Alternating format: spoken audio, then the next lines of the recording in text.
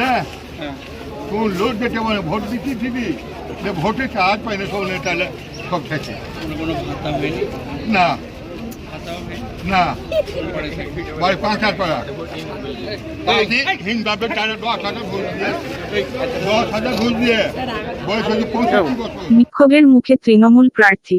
জঙ্গিপুর লোকসভার তৃণমূল প্রার্থী খলিলুর রহমান বুধবার দুপুরে জঙ্গিপুর লোকসভার অন্তর্গত সাগরদিঘি কাবিলপুর এলাকায় ভোট প্রচারে যায়।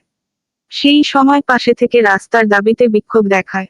এছাড়াও পাশাপাশি খলিলুর রহমান এক পৌরের সাথে কথা বলতে গেলে তাকে বিক্ষোভের মুখে পড়তে হয়।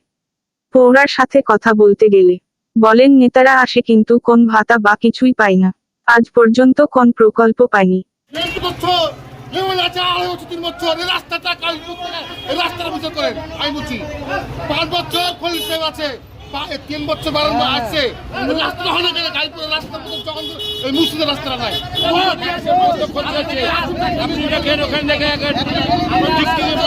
একদম পালিয়ে অবধি রাস্তার দরকার প্রয়োজন মানুষের ভাই রাস্তা যেখানে ভোটটা দিবে রে ভাই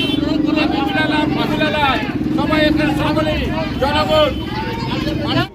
একটা বিষয় আপনাদের জানিয়ে রাখি, যে রাস্তার বিষয় নিয়ে আপনাদের সামনে তুলে ধরেছি, আমি একজন জনপ্রতিনিধি হয়ে আমি বলছি এই রাস্তাটা হওয়া উচিত ছিল।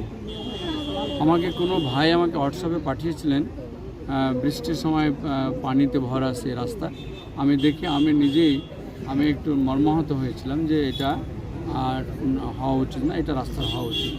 আমি কাবিলপুরবাসীকে আমি কথা দিয়ে আসলাম যে ইলেকশন শেষ হওয়ার পরে আমার প্রথম কাজ হবে এই কাবিলপুরে রাস্তাটাকে করে দেওয়া।